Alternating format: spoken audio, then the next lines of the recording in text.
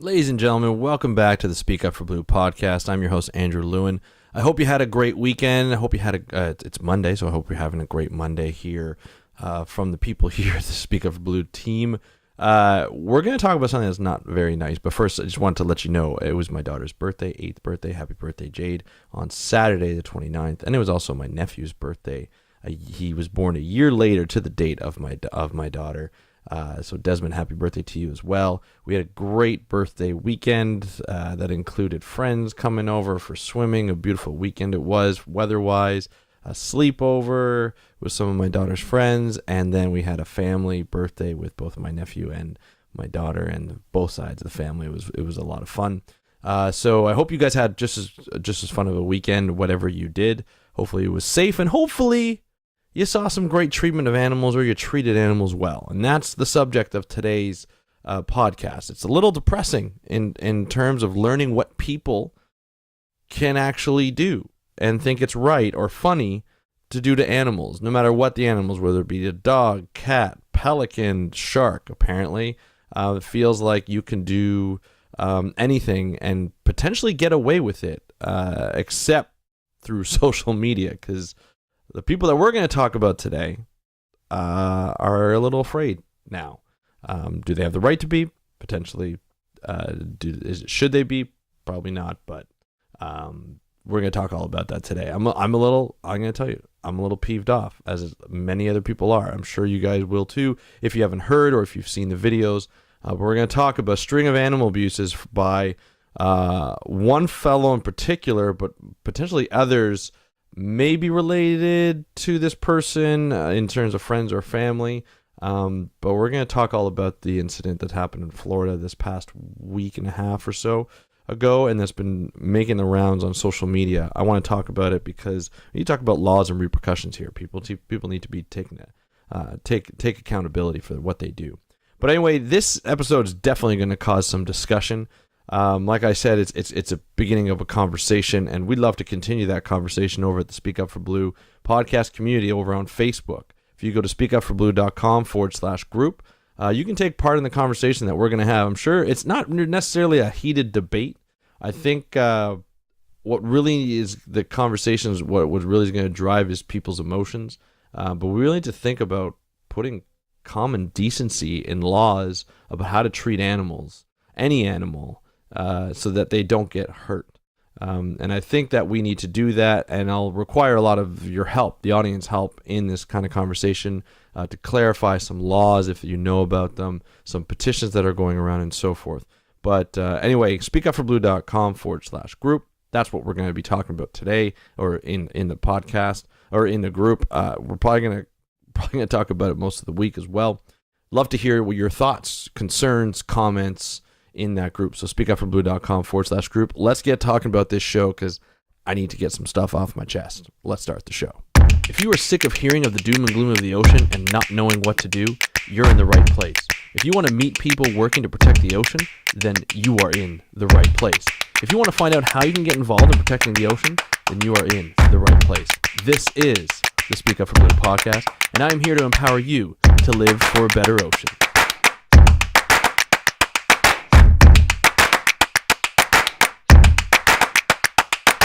Hey everybody, welcome back to another somewhat depressing Speak Up for Blue podcast. I'm your host, Andrew Lewin, founder of SpeakUpForBlue.com, marine ecologist, and self-proclaimed oceanpreneur. And I shouldn't call this episode depressing, because we're going to be talking about animal abuse. It's not depressing, it's more infuriating, right? Because we are all passionate about protecting the ocean, about protecting animals in general. I feel that a lot of people, when they think about an animal, they usually have good thoughts of an animal, no matter what the animal might be, whether it be a monkey, a gorilla, a shark, a whale, a fish, a pelican, any kind of bird, a puppy, kittens.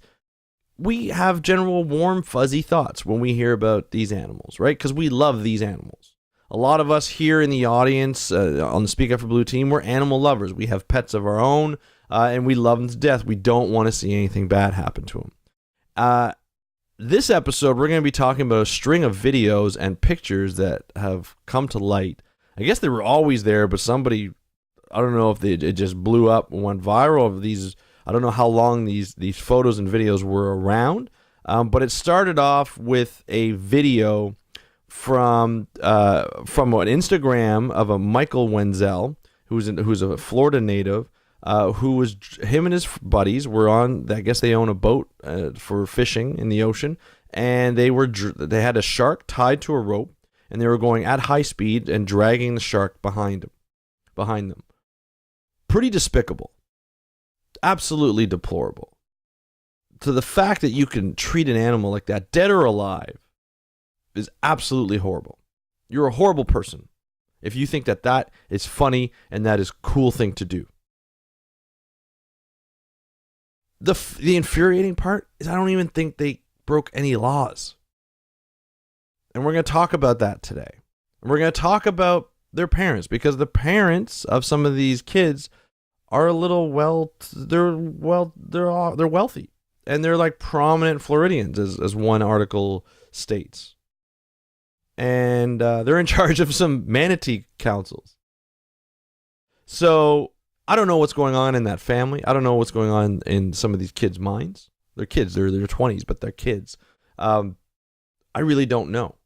But we're going to talk about it, and we're going to talk about some of the, some people talking about there may not be any laws to, charge them by, other than, I don't know, animal abuse, any kind of animal abuse.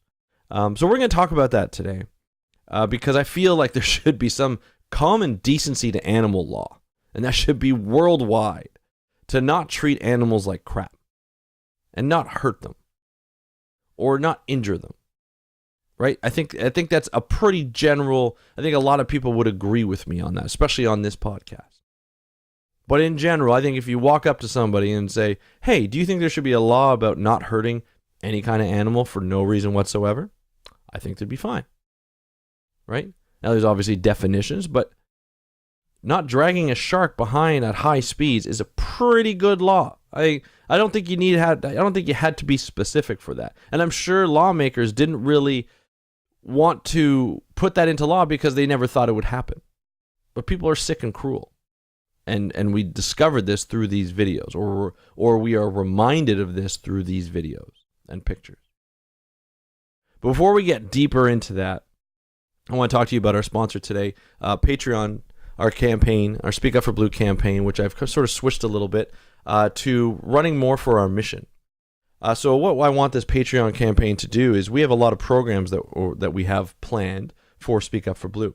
The idea of the program is to further help the ocean conservation cause. And the first project that I really want to develop is a place where citizen scientists, or people who want to become citizen scientists, these are non-scientists or people who don't work as a scientist for a career, want to help by participating in field activities or any kind of data gathering for projects for scientists and for research, or for government programs or for nonprofit organizations. Citizen scientists are very important to, especially these days as it's getting more and more popular, to the marine conservation field and science field. And there are a lot of people who want to participate. So we've looked around. I've looked around, and I haven't seen anything really supporting, citizen scientists. And that's what here at Speak Up for Blue, because we're here for you, we're here for the people who want to help out marine conservation. We want to put a group together or some sort of program together, this is in the beginning stages, that will actually allow people to get together and learn about new citizen science programs, learn about how you can become a better citizen scientist by going through free training of identifying animals, corals, habitats, where those citizen science programs are, how to get to them, have on people who have done citizen science work before, have people who are creating programs and what they found is best for citizen scientists, and really identify the good programs from the not so good programs if those exist. The idea is really just to encourage people to become citizen scientists and be a resource for those people. So that's what we're going to do. I don't know how yet, but we're going to be putting it together. The idea is to launch end of this fiscal year, which is, we're in 2017, so end of this year, so hopefully by December, or even launch maybe January 1st of 2018. And it'll be a free program so that more and more people can actually come together. We'll line up guest speakers through online. We'll probably do a Facebook group, as somebody said, to do a Facebook group plus something else that people can gather together and share some things. So we're going to look at some technology and see what we can put together. And so we're looking forward to that. So we're going to do that through our Patreon campaign and fund it through our Patreon campaign, which is a monthly contribution site, a crowdfunding site, that we could help put this program together. So if you go to speakupforblue.com/Patreon, speakupforblue.com/Patreon, I forgot my links for a sec, you can go and become a contributor. You can help design the program, maybe suggest some software that we haven't thought about yet. But the idea is for you to be a participant and help and maybe become a citizen scientist yourself. So that's how we're going to do it. So go to speakupforblue.com/Patreon if you're interested in that type of work. Let's get to this incident, or string of incidents, apparently.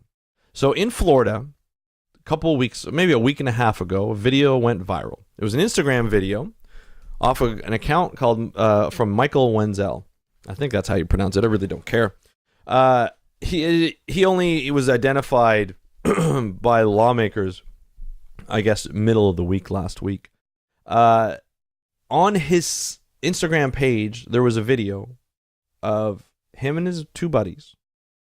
I guess they're in their early 20s, maybe even late teens, that tied up a shark that they caught fishing and put it at the back and went at high speeds in the boat and literally dragged the shark across the water. It basically skipped across the water.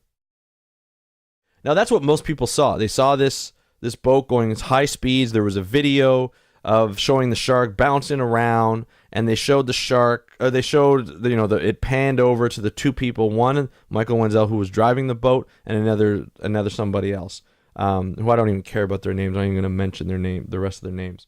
But they were basically laughing. They thought it was hilarious. They thought it was the funniest thing in the world. And I guess they wanted to get some kind of notoriety, because when I was doing my research for this page, for this article, on the My Palm Beach Post, so I guess it's a blog.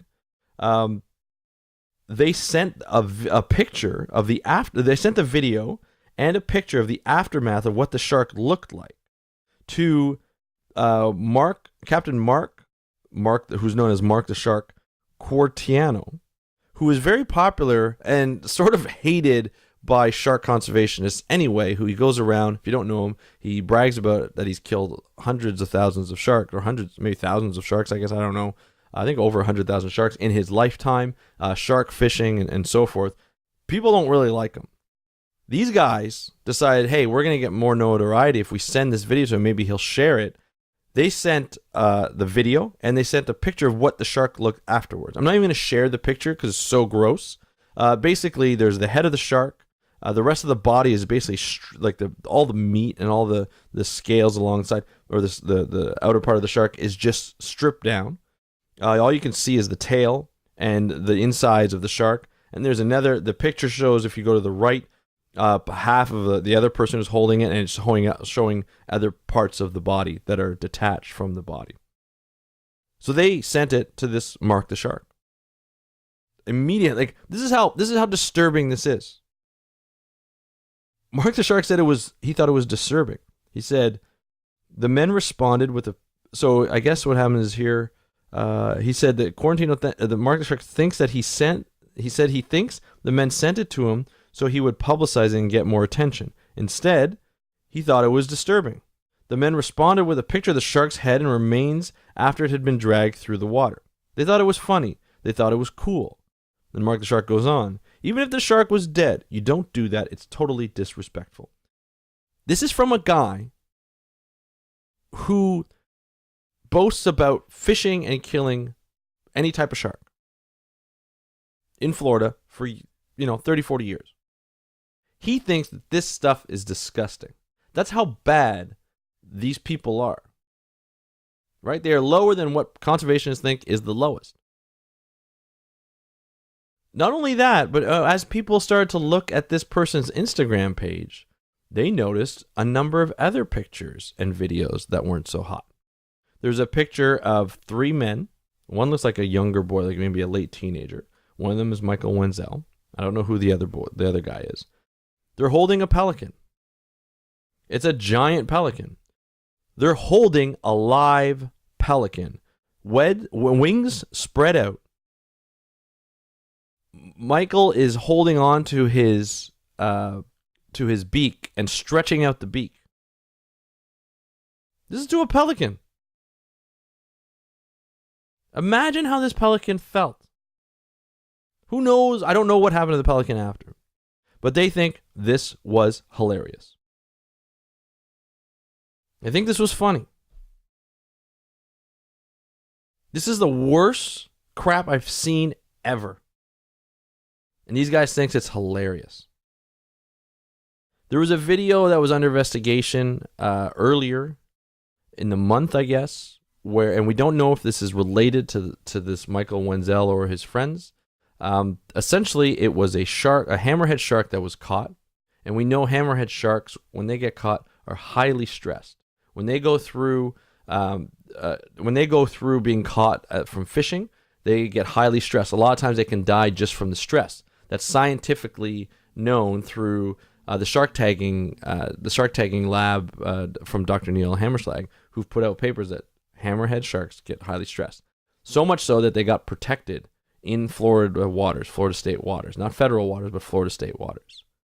And the idea is, if you the goal that you need to do when you know you caught a hammerhead is it's better just to cut the line and let the hook fall out over time. That is better for the shark because the stress will kill the shark.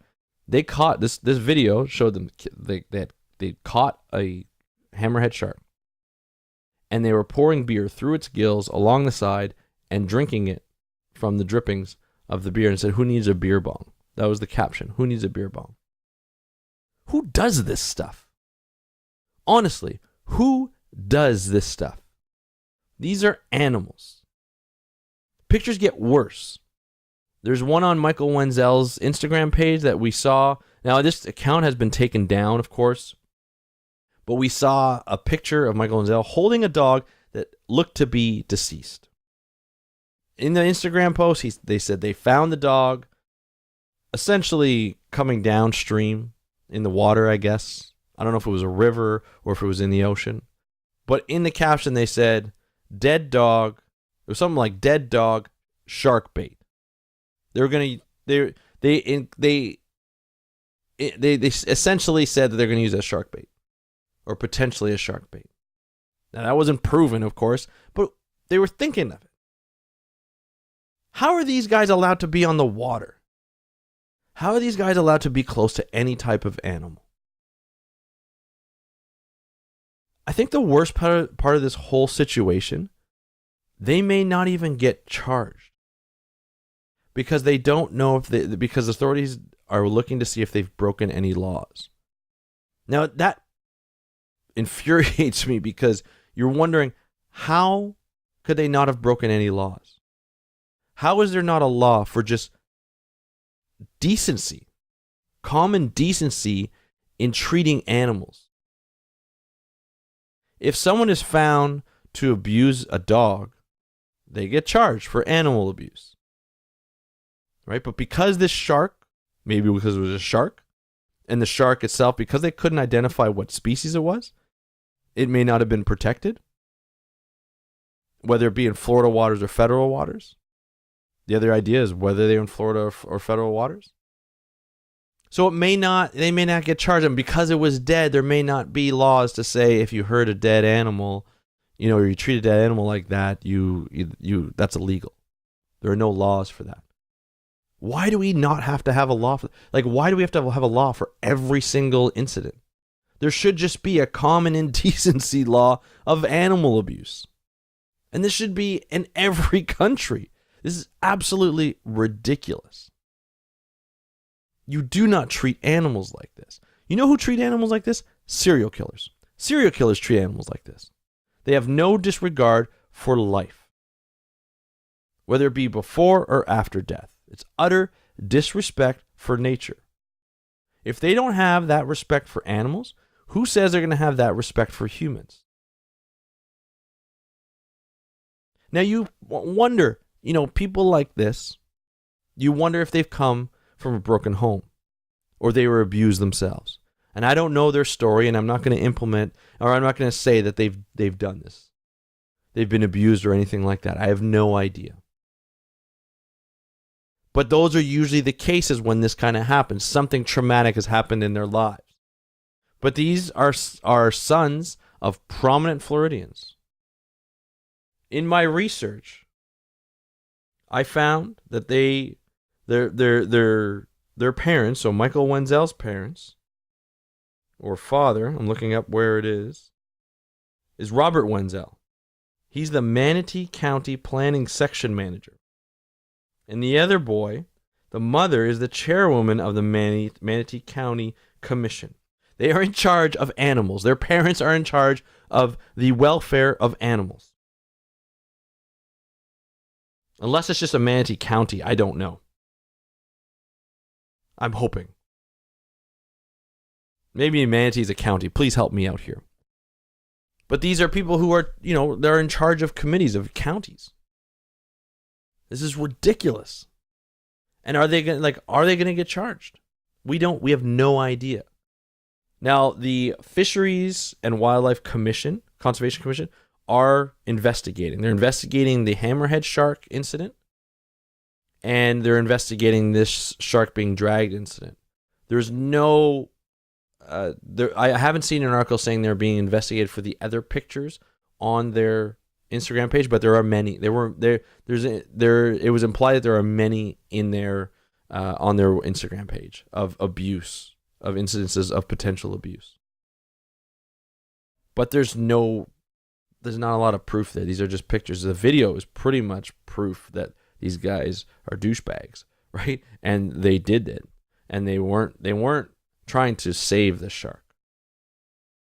And the picture that they sent afterwards, plus the video to mark the shark, is another point that goes towards that they did this. But because the shark was dead, will they get charged? Should they get charged? I think they should. You don't treat an animal like that, dead or alive. It's just absolutely disrespectful. You talk to any recreational fisherman, any true recreational fisherman,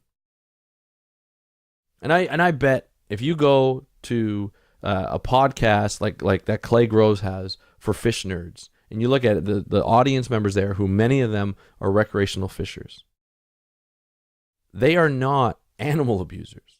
They are maybe fishers and hunters who utterly respect animal rights, animal welfare. Now, I know that could be arguable with hunters, and some people argue that fishers aren't. But I'm telling you, I know a lot of these people, and they think that the stuff that happened down in Florida through these videos are absolutely disgusting.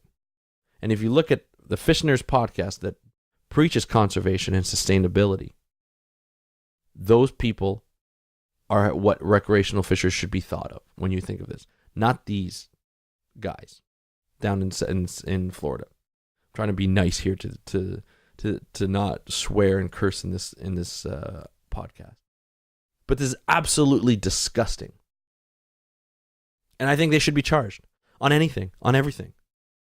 Because if they're hurting animals, they're going to hurt people.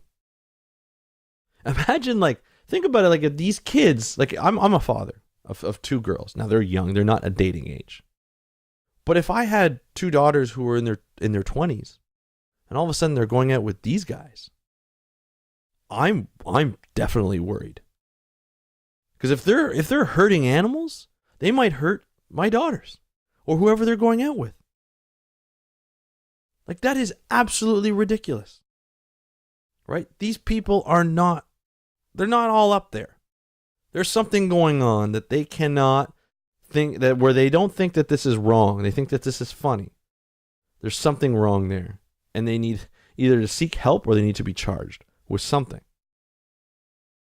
And I am surprised that there is not a law that just covers any type of animal abuse, whether it be a domesticated animal like a dog or a cat or a farm animal, or a wild animal like a bear, a shark, a crocodile, a snake, a beaver, anything.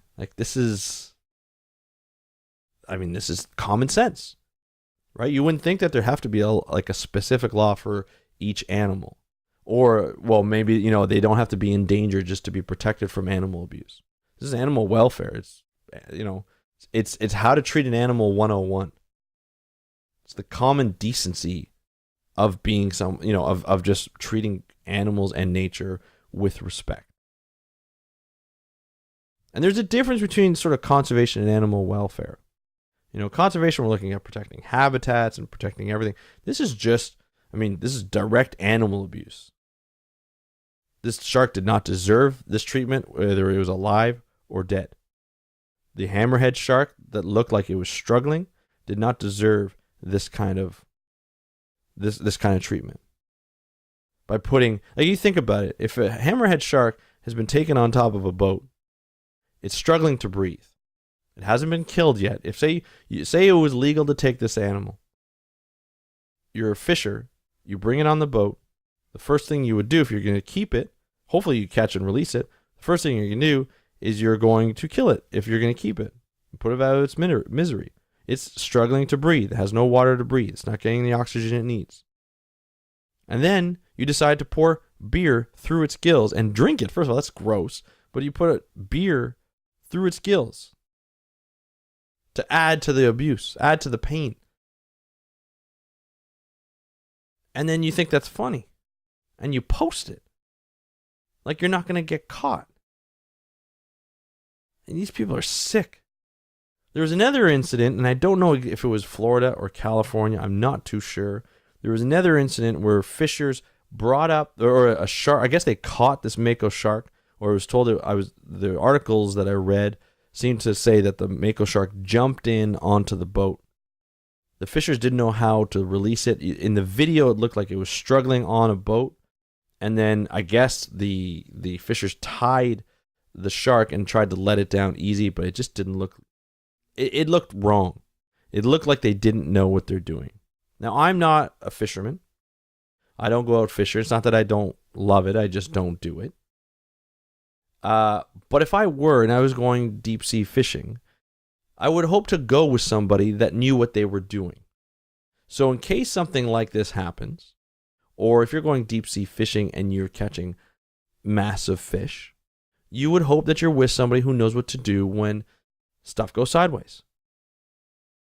Obviously, these people didn't, because the video that I've seen about this incident, it just looks wrong. It just looks like the shark is struggling to breathe. It looks like it's hurt and is being slowly lowered into the water.